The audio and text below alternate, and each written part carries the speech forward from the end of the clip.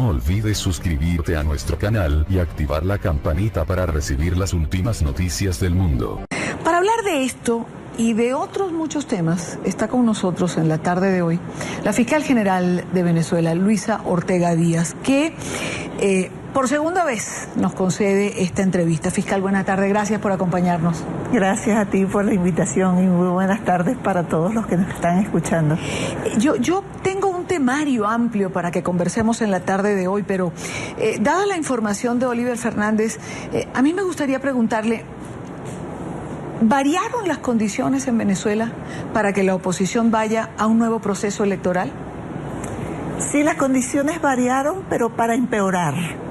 O sea, la situación crítica, la crisis humanitaria, la tragedia que vive el pueblo de Venezuela, la sociedad venezolana, ha empeorado. Entonces sí, pudiéramos decir que cambiaron las condiciones, pero no para mejorar, ni para estar hablando de negociaciones, porque en un diálogo, yo soy demócrata y me gusta indudablemente que la gente se entienda, y en cualquier circunstancia hay que sentarse a dialogar. Pero vamos a hacer un balance de a quién ha beneficiado los intentos de diálogos o los diálogos. Al gobierno, para permanecer en el poder. Cuando el gobierno se siente ahogado, cuando se siente acorralado, busca que alguien le lance un salvavidas. Y yo creo que le están lanzando un salvavidas con esta propuesta de diálogo. ¿No habría una diferencia en esta oportunidad con la presencia de cancilleres como el de México y el de Chile? Sí, pero no sé si oíste lo que dijo el canciller de Perú. De Perú. Que si yo fuera venezolano, no iría al diálogo. No iría al diálogo. Y no es el diálogo en sí, son las condiciones de ese diálogo, cómo se convoca ese diálogo. Yo oí por allí que una de las propuestas es el reconocimiento de la Asamblea Constituyente, la impuesta Asamblea Presidencial. O sea, eso no puede ser un tema de discusión. O sea, para sentarse a un diálogo, lo primero que hay que reconocer es que hay una crisis en Venezuela, una crisis política, social, económica, una crisis humanitaria. Si no, no puede haber diálogo. Y aquellos que yo quiero recordar que esa Asamblea Constituyente, no solamente que es violatoria de la Constitución, sino que se cambió la forma republicana que establece la Constitución, y eso es un delito de acuerdo a nuestro Código Penal. En el artículo 132 dice que aquellos que traten de cambiar la forma republicana por mecanismos no previstos en la Constitución incurren en delito. Y hoy, mañana o en el futuro serán juzgados aquellos que avalen, promocionen o hayan estado impulsando este mecanismo ilegal e inconstitucional. O sea, que de alguna manera estarían cometiendo delito quienes han planteado o quienes han asomado la posibilidad de reconocer la Asamblea Nacional Constituyente.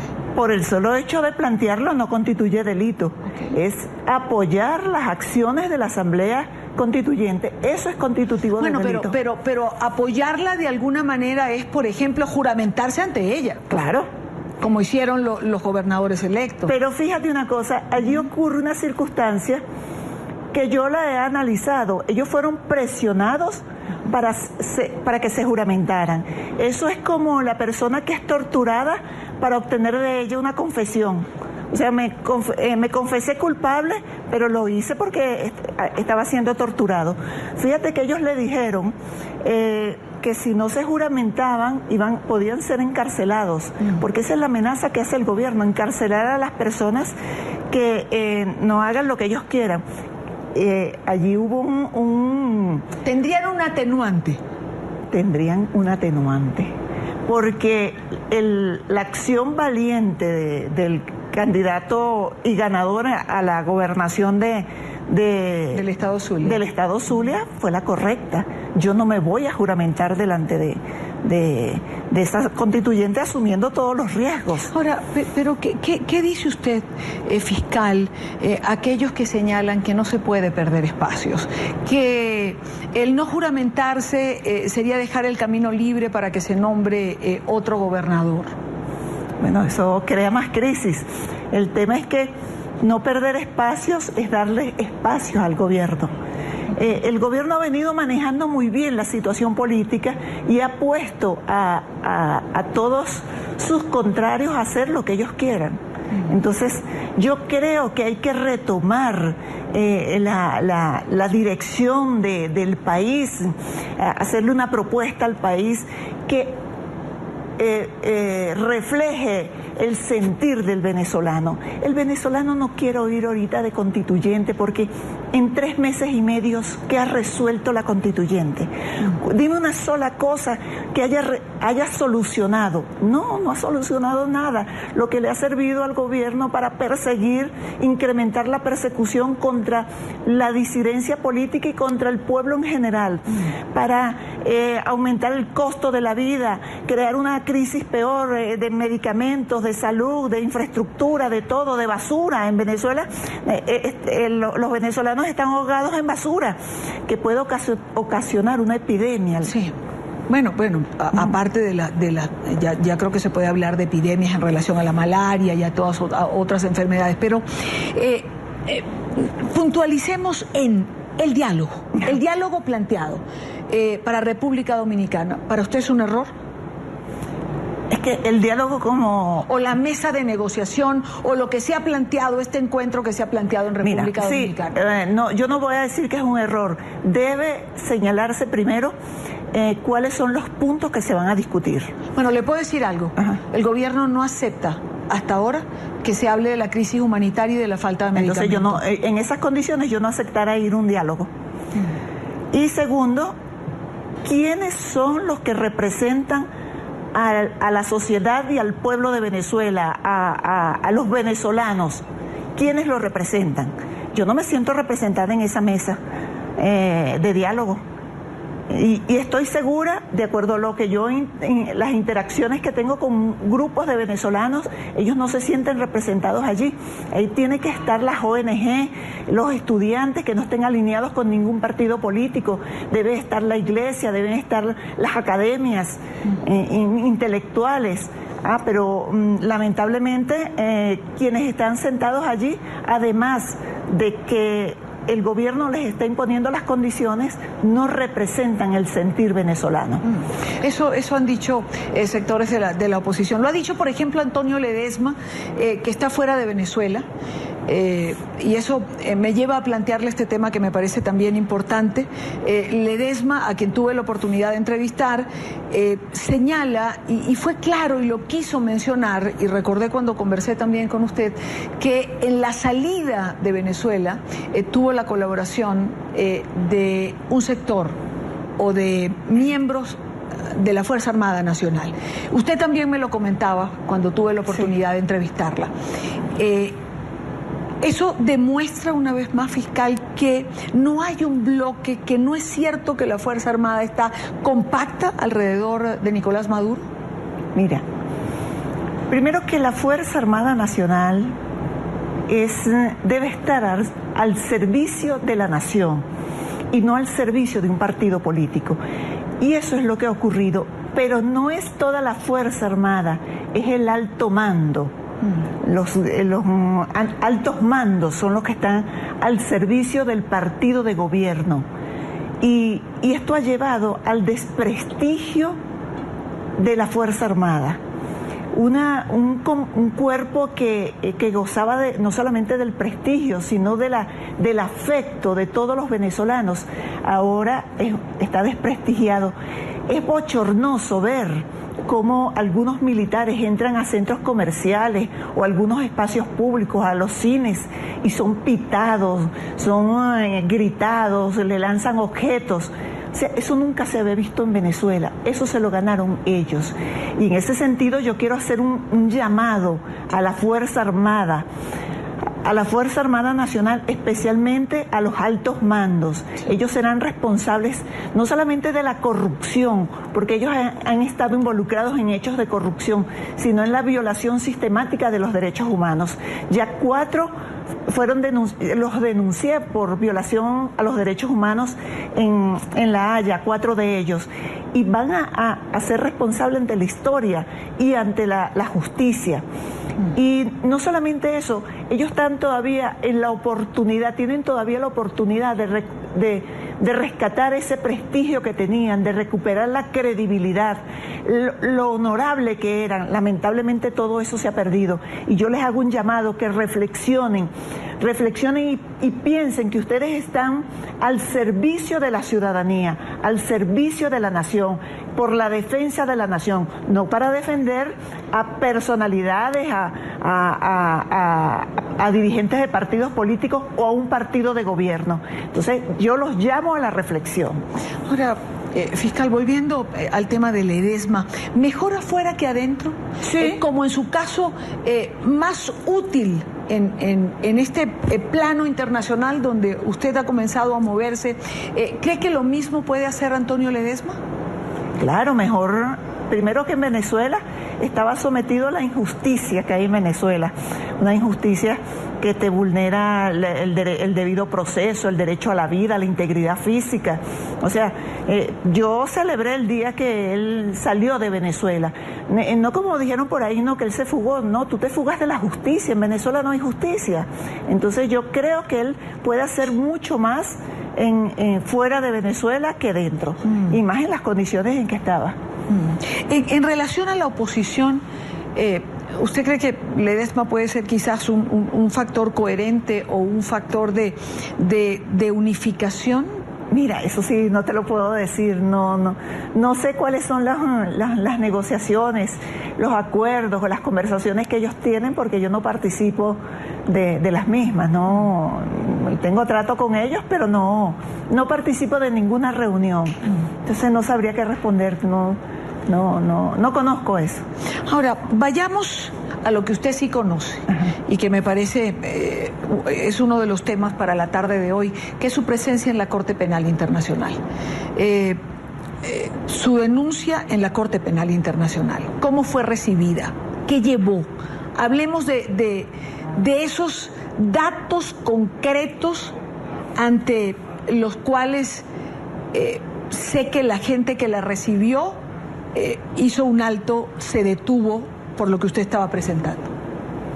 Sí, el pasado 16 de este mes yo acudí a La Haya, a la Corte Penal Internacional, a formular una denuncia contra Nicolás Maduro y 4 altos funcionarios militares, Vladimir Padrino, Néstor Reverol, Gustavo González López y Antonio Benavides. Yo los denuncié por crímenes de lesa humanidad. Eso es por la violación sistemática de los derechos humanos en Venezuela. La importancia de la denuncia que yo presenté no está en la denuncia en sí, sino en los anexos que incorporé en esta denuncia. Allí, con exactitud, nosotros cedimos 1.663 elementos de prueba. Entre ellos se destacan protocolos de autopsia, comparaciones balísticas, experticias químicas, reconocimientos médico-legal, inspecciones, fijaciones fotográficas y entrevistas. Yo creo que no tengo conocimiento de otra denuncia que se haya formulado en estas condiciones, es decir, con tantos elementos de prueba que demuestran lo que yo estoy afirmando allí. Yo dije que había una violación sistemática de los derechos humanos, que había una política como política de Estado, la violación de los derechos humanos, que se quería hacer una limpieza social, una racia a determinados sectores, y cada una de las afirmaciones que hice consignaba elementos que demostraran eso. Claro, esto es solo una muestra de los grandes casos. porque yo denuncié que durante 2015 asesinaron a 1.777 personas. Fueron asesinados por funcionarios de los cuerpos de seguridad del Estado. En el año 2016 fueron 4.667. Fíjate que eso representa el 20% de los homicidios ocurridos durante 2016, una cifra muy alta. Personas asesinadas por los cuerpos de seguridad. Y en lo que yo pude recabar durante 2017, que fue hasta junio, de enero a junio de 2017,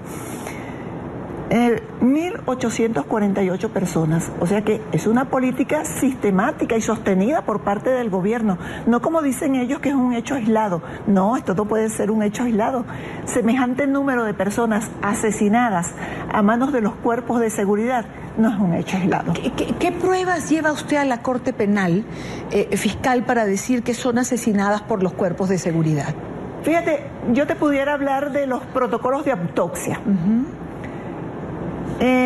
Los protocolos de autopsia, creo que es aproximadamente 79 el número que llevamos, revelan que la persona perdió la vida por un impacto de proyectil y que fue disparado de arriba hacia abajo.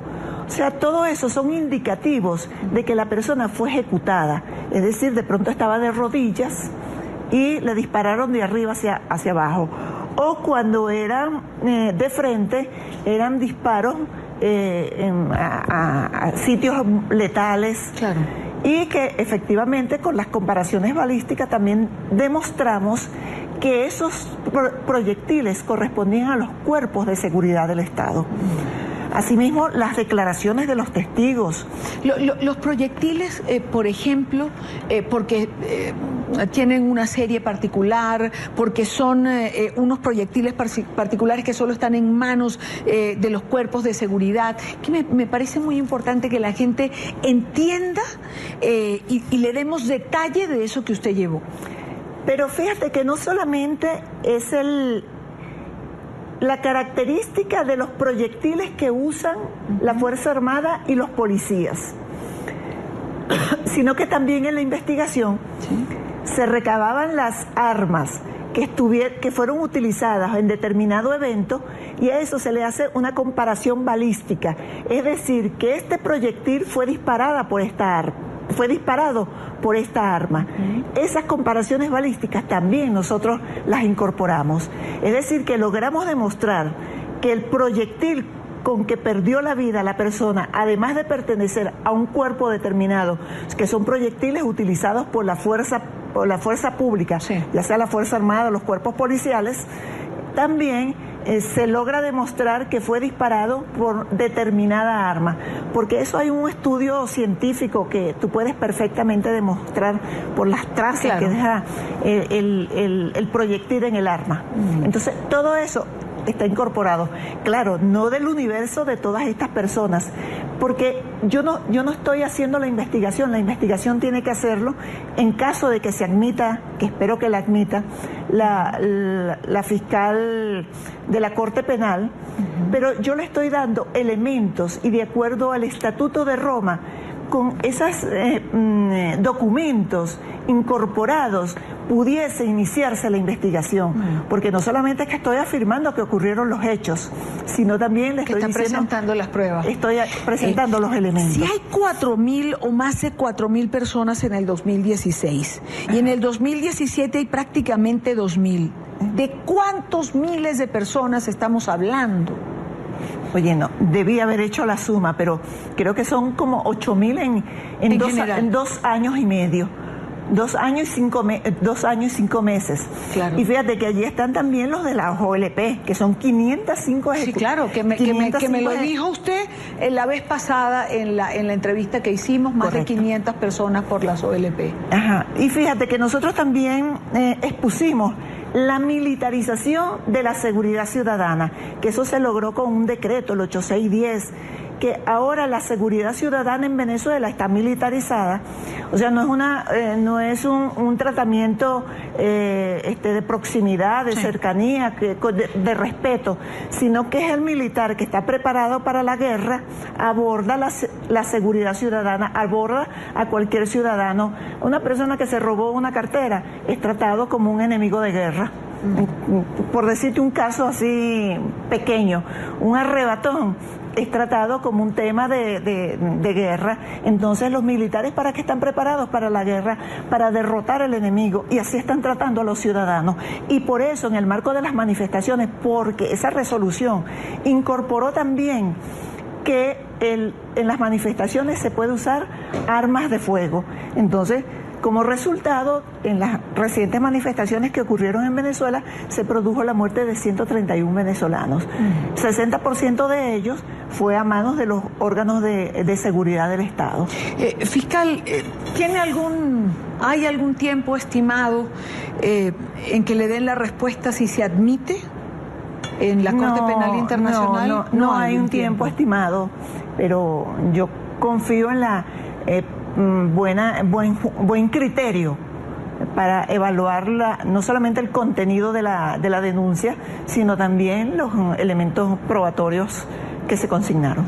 Yo tengo que preguntarle, ¿por qué se denuncia o por qué usted lleva una denuncia ahora y nunca llevó una denuncia antes? Digamos, de antes de 3 años, usted me habla 15, 16, 17. ¿Antes este tipo de delitos no se cometía?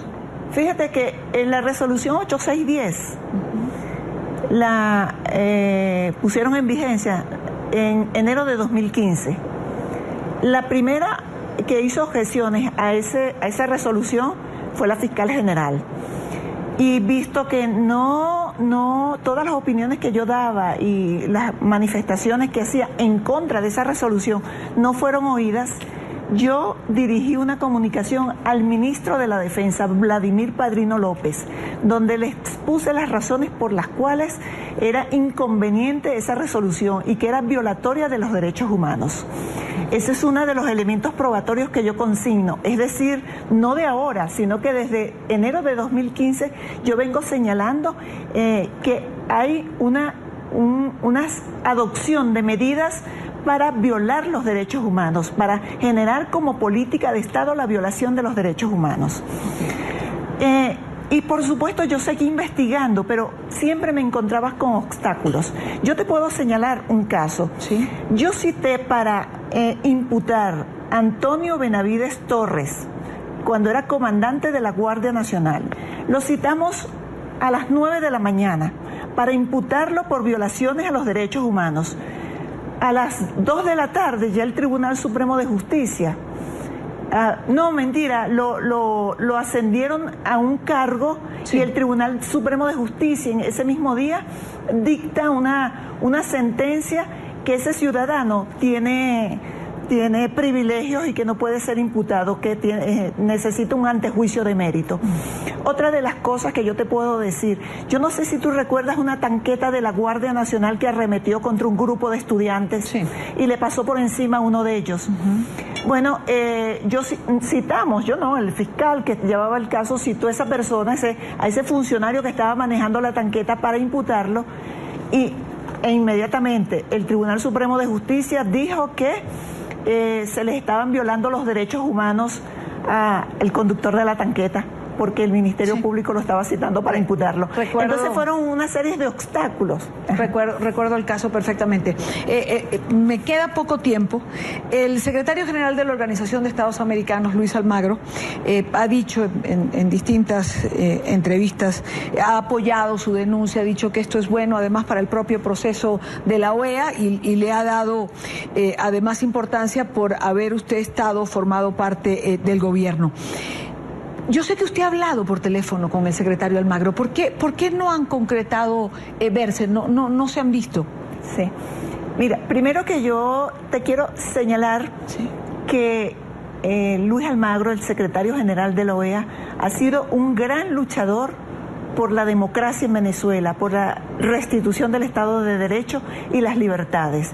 Y eso para mí es, bueno, le estaré agradecida eternamente. Y él ha estado recorriendo distintos países del mundo denunciando lo que está pasando en Venezuela. Por supuesto que esto nos ha acercado muchísimo. Yo tengo comunicación permanente con él por alguna razón, o sea, la agenda de él y la agenda mía no hemos coincidido, pero ya estamos haciendo planes para encontrarnos próximamente. Y por supuesto, lo apoyaré en la lucha que él tiene, y yo he sentido de parte de él apoyo hacia la lucha que yo tengo por rescatar a Venezuela de esta tragedia que está viviendo. Igual que apoya también al Tribunal Supremo de Justicia en el exilio, que ya ha producido algunas sentencias. Fiscal, ¿qué valor tienen estas sentencias? El valor y el reconocimiento que los distintos estados le den.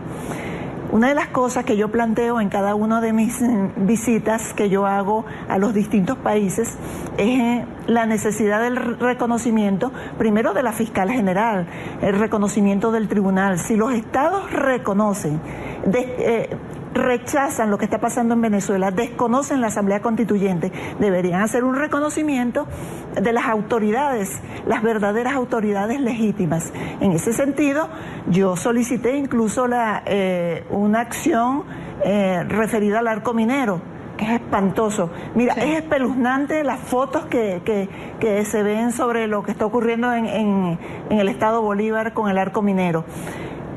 Yo solicité intenté una acción y ellos solicitaron unas medidas. Yo espero que cada uno de los gobiernos de estos países que reconocen lo que está pasando en Venezuela y desconocen la Asamblea Nacional Constituyente adopten las medidas solicitadas por este tribunal. Se me hace corto el tiempo siempre. Una última pregunta. ¿Qué ha pasado con las pruebas que usted llevó, los documentos que llevó a países como México, Brasil? Estamos esperando. Por cierto que yo en un día pasado saqué un video y referido al tema de Odebrecht. Sí. Incluso los funcionarios, ellos no son funcionarios, los directivos de Odebrecht pidieron a la Fiscalía de Brasil que me prohibieran que yo mostrara las evidencias que tengo en mis manos. Y eso que mostré ahí es pequeño para todo lo que hay en el expediente. Pues habrá que esperar los procesos y el curso de los mismos para saber exactamente el peso que ha tenido las pruebas que ha llevado la fiscal de Venezuela a estos países, Luisa Ortega Díaz. Como siempre, fiscal, gracias por habernos acompañado, gracias por estar aquí en NTN 24 y en la tarde. A ti. No olvides suscribirte a nuestro canal y activar la campanita para recibir las últimas noticias del mundo.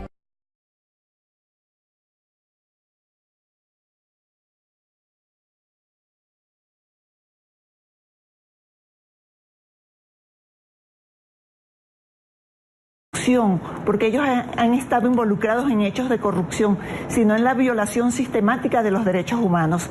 Ya 4 los denuncié por violación a los derechos humanos en La Haya, 4 de ellos, y van a ser responsables ante la historia y ante la justicia. Y no solamente eso, ellos están todavía en la oportunidad, tienen todavía la oportunidad de rescatar ese prestigio que tenían, de recuperar la credibilidad, lo honorable que eran. Lamentablemente todo eso se ha perdido. Y yo les hago un llamado que reflexionen y piensen que ustedes están al servicio de la ciudadanía, al servicio de la nación, por la defensa de la nación, no para defender a personalidades, a dirigentes de partidos políticos o a un partido de gobierno. Entonces yo los llamo a la reflexión. Ahora, fiscal, volviendo al tema de Ledesma, ¿mejor afuera que adentro? Sí. Como en su caso, más útil en este plano internacional donde usted ha comenzado a moverse, ¿cree que lo mismo puede hacer Antonio Ledesma? Claro, mejor, primero que en Venezuela, estaba sometido a la injusticia que hay en Venezuela, una injusticia que te vulnera el debido proceso, el derecho a la vida, la integridad física. O sea, yo celebré el día que él salió de Venezuela.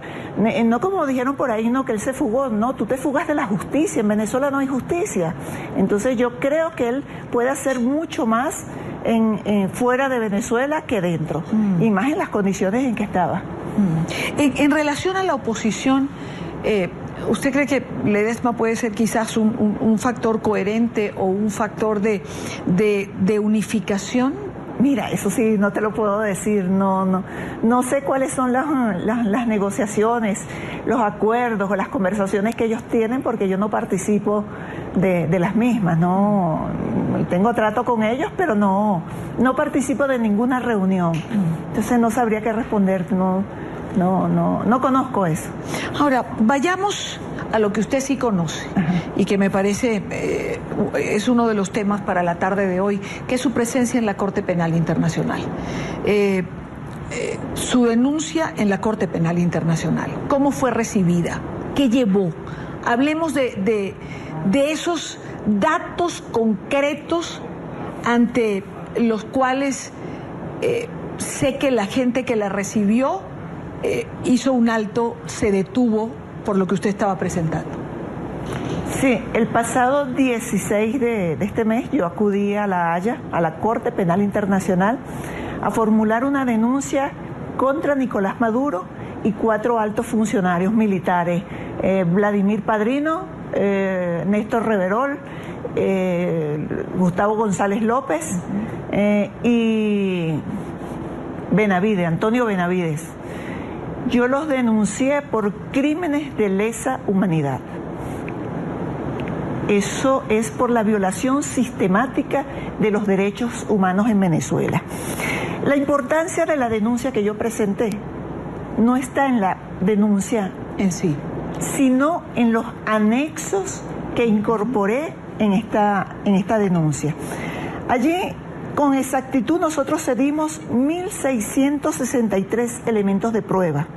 Entre ellos se destacan protocolos de autopsia, comparaciones balísticas, experticias químicas, reconocimientos médico-legal, inspecciones, fijaciones fotográficas y entrevistas. Yo creo que no tengo conocimiento de otra denuncia que se haya formulado en estas condiciones, es decir, con tantos elementos de prueba que demuestran lo que yo estoy afirmando allí.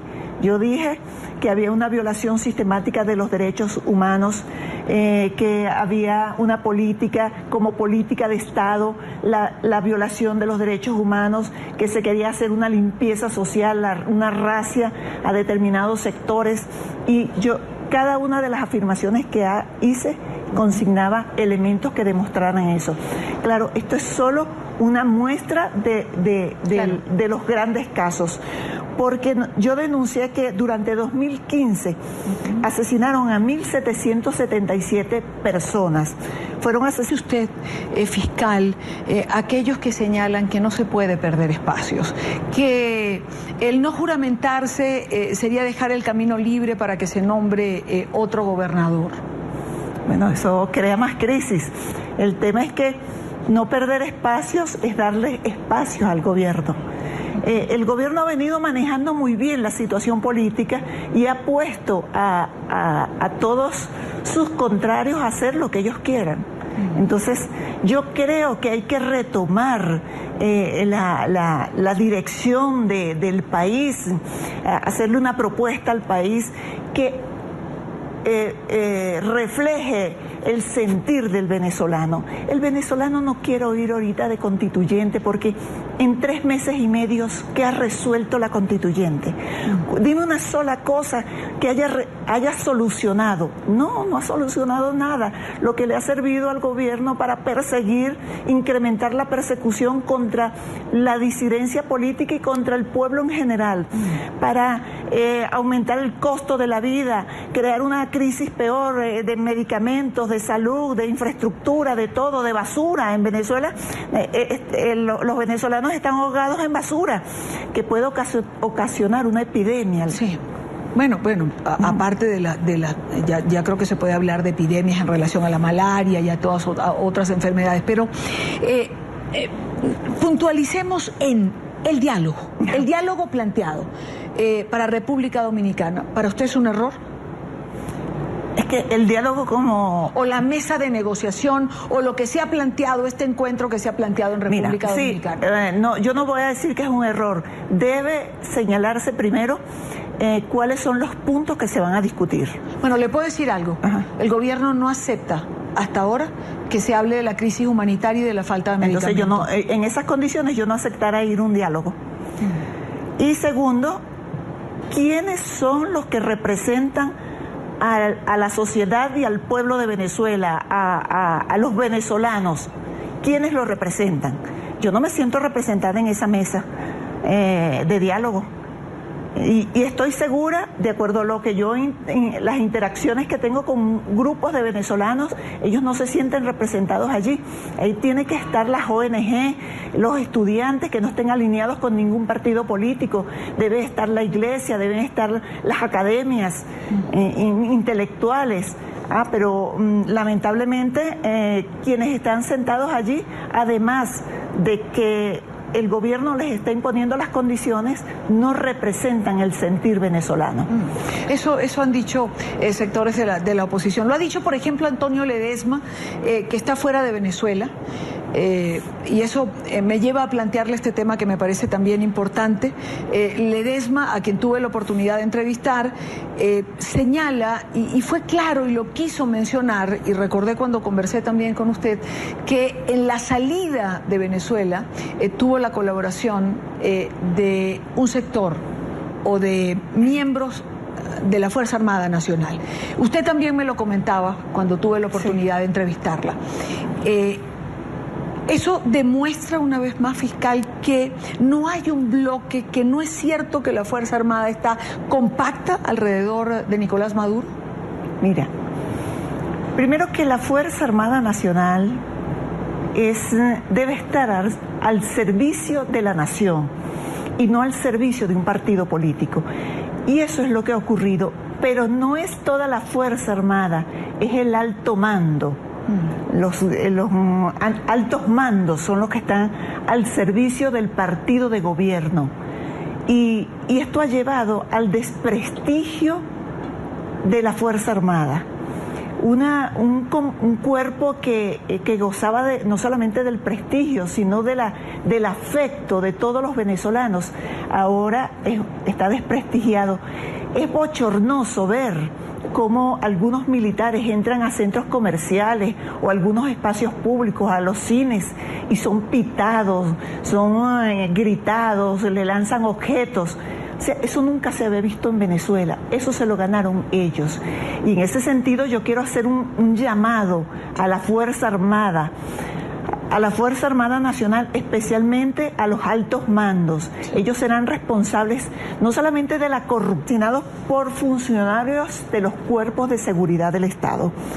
En el año 2016 fueron 4.667. Fíjate que eso representa el 20% de los homicidios ocurridos durante 2016, una cifra muy alta. Personas asesinadas por los cuerpos de seguridad. Y en lo que yo pude recabar durante 2017, que fue hasta junio, de enero a junio de 2017, 1.848 personas. O sea que es una política sistemática y sostenida por parte del gobierno. No como dicen ellos que es un hecho aislado. No, esto no puede ser un hecho aislado. Semejante número de personas asesinadas a manos de los cuerpos de seguridad no es un hecho aislado. ¿Qué pruebas lleva usted a la Corte Penal, fiscal, para decir que son asesinadas por los cuerpos de seguridad? Fíjate, yo te pudiera hablar de los protocolos de autopsia. Los protocolos de autopsia, creo que es aproximadamente 79 el número que llevamos, revelan que la persona perdió la vida por un impacto de proyectil y que fue disparado de arriba hacia abajo. O sea, todo eso son indicativos de que la persona fue ejecutada, es decir, de pronto estaba de rodillas y le dispararon de arriba hacia abajo. o cuando eran de frente, eran disparos a sitios letales. Claro. Y que efectivamente con las comparaciones balísticas también demostramos que esos proyectiles correspondían a los cuerpos de seguridad del Estado. Asimismo, las declaraciones de los testigos. Los proyectiles, por ejemplo, porque tienen una serie particular, porque son unos proyectiles particulares que solo están en manos de los cuerpos de seguridad, que me parece muy importante que la gente entienda y le demos detalle de eso que usted llevó. Pero fíjate que no solamente es la característica de los proyectiles que usan la Fuerza Armada y los policías, sino que también en la investigación se recababan las armas que fueron utilizadas en determinado evento, y a eso se le hace una comparación balística, es decir, que este proyectil fue disparado por esta arma. Esas comparaciones balísticas también nosotros las incorporamos. Es decir, que logramos demostrar que el proyectil con que perdió la vida la persona, además de pertenecer a un cuerpo determinado, que son proyectiles utilizados por la fuerza pública, ya sea la Fuerza Armada o los cuerpos policiales, también se logra demostrar que fue disparado por determinada arma, porque eso hay un estudio científico que tú puedes perfectamente demostrar por las trazas que deja el proyectil en el arma. Entonces, todo eso está incorporado. Claro, no del universo de todas estas personas, porque yo no estoy haciendo la investigación tiene que hacerlo en caso de que se admita, que espero que la admita, la fiscal de la Corte Penal, pero yo le estoy dando elementos y de acuerdo al Estatuto de Roma, con esos documentos incorporados pudiese iniciarse la investigación, porque no solamente es que estoy afirmando que ocurrieron los hechos, sino también le estoy diciendo, presentando las pruebas. Estoy presentando los elementos. Si hay 4.000 o más de 4.000 personas en el 2016 y en el 2017 hay prácticamente 2.000, ¿de cuántos miles de personas estamos hablando? Oye, no, debí haber hecho la suma, pero creo que son como 8.000 en 2 años y medio. 2 años y 5 meses. Claro. Y fíjate que allí están también los de la OLP, que son 505 Sí, claro, que me lo dijo usted la vez pasada en la entrevista que hicimos, más de 500 personas por las OLP. Ajá. Y fíjate que nosotros también expusimos la militarización de la seguridad ciudadana, que eso se logró con un decreto, el 8610, que ahora la seguridad ciudadana en Venezuela está militarizada. O sea, no es un tratamiento de proximidad, de cercanía, de respeto, sino que es el militar que está preparado para la guerra, aborda la seguridad ciudadana, aborda a cualquier ciudadano. Una persona que se robó una cartera es tratado como un enemigo de guerra. Por decirte un caso así pequeño, un arrebatón es tratado como un tema de guerra. Entonces los militares, ¿para qué están preparados para la guerra? Para derrotar al enemigo, y así están tratando a los ciudadanos. Y por eso, en el marco de las manifestaciones, porque esa resolución incorporó también que en las manifestaciones se puede usar armas de fuego. Entonces, como resultado, en las recientes manifestaciones que ocurrieron en Venezuela, se produjo la muerte de 131 venezolanos. 60% de ellos fue a manos de los órganos de seguridad del Estado. Fiscal, ¿hay algún tiempo estimado en que le den la respuesta si se admite en la Corte Penal Internacional? No hay un tiempo estimado, pero yo confío en la buen criterio para evaluar no solamente el contenido de la denuncia, sino también los elementos probatorios que se consignaron. Yo tengo que preguntarle, ¿por qué se denuncia o por qué usted lleva una denuncia ahora y nunca llevó una denuncia antes? Digamos, de antes de 3 años, usted me habla 15, 16, 17. ¿Antes este tipo de delitos no se cometía? Fíjate que en la resolución 8610 la pusieron en vigencia en enero de 2015. La primera que hizo objeciones a esa resolución fue la fiscal general. Y visto que no todas las opiniones que yo daba y las manifestaciones que hacía en contra de esa resolución no fueron oídas, yo dirigí una comunicación al ministro de la Defensa, Vladimir Padrino López, donde le expuse las razones por las cuales era inconveniente esa resolución y que era violatoria de los derechos humanos. Ese es uno de los elementos probatorios que yo consigno, es decir, no de ahora, sino que desde enero de 2015 yo vengo señalando que hay una adopción de medidas para violar los derechos humanos, para generar como política de Estado la violación de los derechos humanos.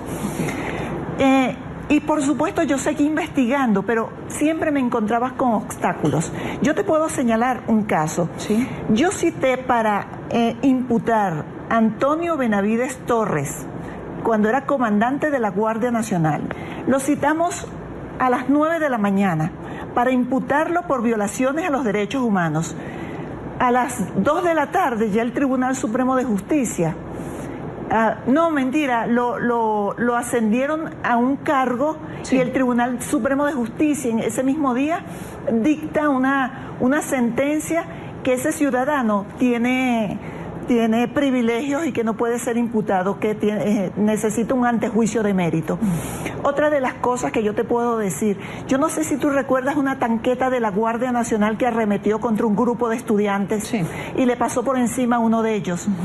Bueno, el fiscal que llevaba el caso citó a esa persona, a ese funcionario que estaba manejando la tanqueta para imputarlo, e inmediatamente el Tribunal Supremo de Justicia dijo que se les estaban violando los derechos humanos al conductor de la tanqueta, porque el Ministerio sí. Público lo estaba citando para imputarlo. Entonces fueron una serie de obstáculos. Recuerdo el caso perfectamente. Me queda poco tiempo. El secretario general de la Organización de Estados Americanos, Luis Almagro, ha dicho en distintas entrevistas, ha apoyado su denuncia, ha dicho que esto es bueno además para el propio proceso de la OEA y le ha dado además importancia por haber usted formado parte del gobierno. Yo sé que usted ha hablado por teléfono con el secretario Almagro. ¿Por qué no han concretado verse? No se han visto. Sí. Mira, primero que yo te quiero señalar sí. que Luis Almagro, el secretario general de la OEA, ha sido un gran luchador por la democracia en Venezuela, por la restitución del Estado de Derecho y las libertades. Y eso para mí es, le estaré agradecida eternamente. Y él ha estado recorriendo distintos países del mundo denunciando lo que está pasando en Venezuela. Por supuesto que esto nos ha acercado muchísimo. Yo tengo comunicación. No olvides suscribirte a nuestro canal y activar la campanita para recibir las últimas noticias del mundo. Para hablar de esto y de otros muchos temas, está con nosotros en la tarde de hoy la fiscal general de Venezuela, Luisa Ortega Díaz, que por segunda vez nos concede esta entrevista. Fiscal, buena tarde, gracias por acompañarnos. Gracias a ti por la invitación y muy buenas tardes para todos los que nos están escuchando. Yo tengo un temario amplio para que conversemos en la tarde de hoy, pero dada la información de Oliver Fernández, a mí me gustaría preguntarle, ¿variaron las condiciones en Venezuela para que la oposición vaya a un nuevo proceso electoral? Sí, las condiciones variaron, pero para empeorar. O sea, la situación crítica, la crisis humanitaria, la tragedia que vive el pueblo de Venezuela, la sociedad venezolana, ha empeorado. Entonces sí, pudiéramos decir que cambiaron las condiciones, pero no para mejorar, ni para estar hablando de negociaciones, porque en un diálogo, yo soy demócrata y me gusta indudablemente que la gente se entienda y en cualquier circunstancia hay que sentarse a dialogar. Pero vamos a hacer un balance de a quién ha beneficiado los intentos de diálogos o los diálogos. Al gobierno para permanecer en el poder. Cuando el gobierno se siente ahogado, cuando se siente acorralado, busca que alguien le lance un salvavidas Y yo creo que le están lanzando un salvavidas con esta propuesta de diálogo. ¿No habría una diferencia en esta oportunidad con la presencia de cancilleres como el de México y el de Chile? Sí, pero no sé si oíste lo que dijo el canciller de Perú. De Perú. Que si yo fuera venezolano, no iría al diálogo. No iría al diálogo. Y no es el diálogo en sí, son las condiciones de ese diálogo, cómo se convoca ese diálogo. Yo oí por allí que una de las propuestas es el reconocimiento de la Asamblea Constituyente, la impuesta Asamblea Presidencial.